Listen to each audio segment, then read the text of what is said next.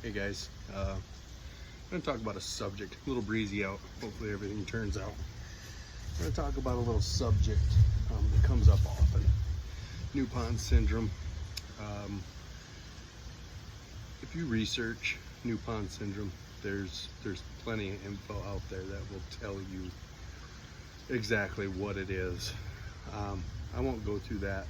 What I'll tell you is what you're going to go through during new pond syndrome. It is exactly what it sounds like. It's when you set up a new pond, it's all the changes, all the issues that you're going to encounter along the way. You're trying to establish an ecosystem within an enclosed container. It's tricky. So you're going to get it all set up. You're going to put your water in. It's going to be crystal clear. Everything's going to be beautiful, perfect. You're going to love it. And then you'll start to see, for the lack of a better term, that water start to age, and that'll be a good thing. And pretty much in the blink of an eye, within a day or two, it's going to become catastrophic. You're going to have green water, stinky water. Your water parameters will probably be all over the place. And again, that's why it's important to test in the morning and at night, heck, even in the middle of the day.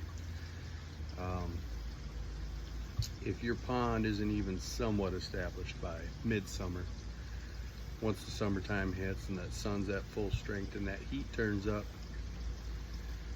you're gonna pull your hair out. You're gonna really wonder why you got into this hobby. It is a nightmare. You will lose sleep, especially if you do it yourself. I mean, if you're paying somebody else to set it up, to do all the treatments, whatever the case may be, yeah, it won't be so stressful on you at that point, obviously.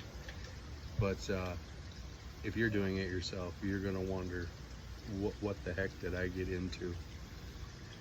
As I had mentioned in the video about my first pond, I went through it in my first pond, but it didn't last very long. It came out of it. I would say the biofilter isn't 100% established, by no means quite yet, but it's doing its job. I don't have near the fluctuations. I hardly have any fluctuations in that pond, to be honest with you, but again, it's a small pond. The second pond here, the one we're looking at in the background, oh, and as you'll see, I got the old observation tower in today. Got that idea. I've seen it multiple places, but I do believe his name is Andy. I might be wrong. Over at Koi Pond Lifestyle, he had an instructional video how to do it. I wanted to do it, but I didn't know how I was going to pull it off, since he's got an above ground with cinder block walls. Mine's timbers. The way he did it worked perfectly for my application as well. I'll post a couple pictures of the bracket I made to hold the aquarium. It's an octagon 30-gallon aquarium. Works good. No fish have been in it yet, but I expect a couple days, maybe even 3 or 4 days before they even look at it. My fish have always been very shy. Wind's picking up real quick. So back to new pond syndrome. You have to be patient. Let the water go green. Make sure your fish are healthy. Just watch your fish. Test your parameters. Let the water go green.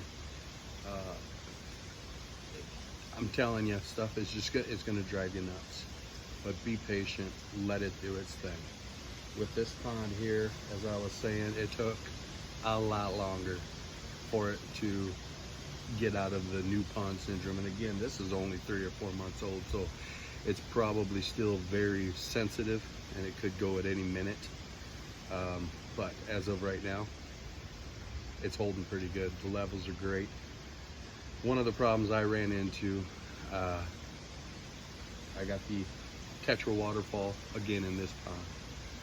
Tetra makes great stuff, amazing stuff. However, I'm going to say that it is the hobby level style product. you get over the 300, 400, 500 gallon, even though their stuff is rated for that, I wouldn't recommend it. I mean, like I said, I'm rushing 1200 here. Just had that, a 2,000 gallon per hour pump. It just wasn't enough. My levels were all over the place. So I added the 35 gallon biofilter that I built out of a 30 gallon drum. I'll probably do a video on that later. Again, hundreds of videos out there. If it wasn't for YouTube, I wouldn't have the things going on with my pond that I have, because a lot of great ideas out there by a lot of creative people. Make sure you have enough volume for your beneficial bacteria, because if you don't, you'll never get it to stabilize. Another thing I found out with buying test kits, get them from a reputable fish place.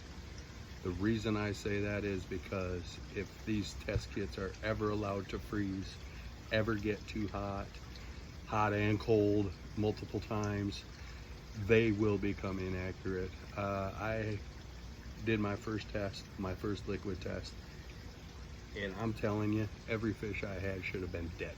My ammonia was off the charts, nitrate, nitrite, my pH was over 9. It was a nightmare.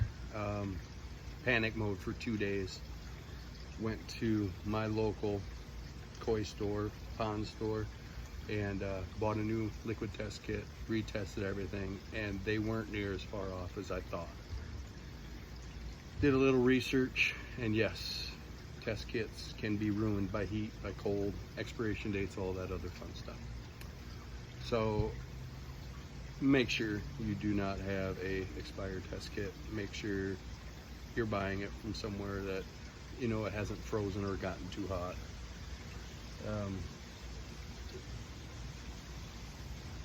Back to the biomedia, you got to make sure that you have enough biomedia for your beneficial bacteria. You want the bacteria to take off, you want the bacteria to grow, so you do need to put fish in the pond. How many fish is a good question.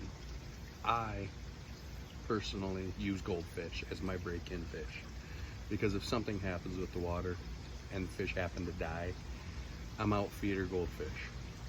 I'm not out a $100, $200, $500 koi. So I use feeder goldfish. I let them eat. I feed them like I would feed anything. Let that stuff get into the system. Let the biofilter start to work. And yeah, it all comes down to patience and doing your tests. Patience doing your tests. May need more frequent water changes. It's always good practice to do 10% every week.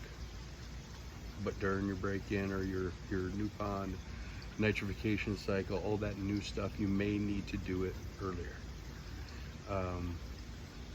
And more frequent. Another thing you want to do before you even start messing with your pond is test your source water. Obviously, if you have nitrate already in your water, if you have a high pH, low pH, whatever, you need to know what your source water is. You have to. That's the only way you're going to be able to make adjustments to get your pond to stabilize. Other than that, I mean, it will drive you crazy. I'm just telling you, it will drive you crazy.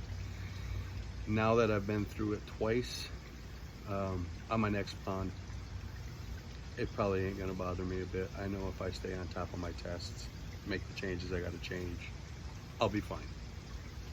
So if you guys have any questions on new pond syndrome, again, there's hundreds of videos out there, a lot of good reading material as well.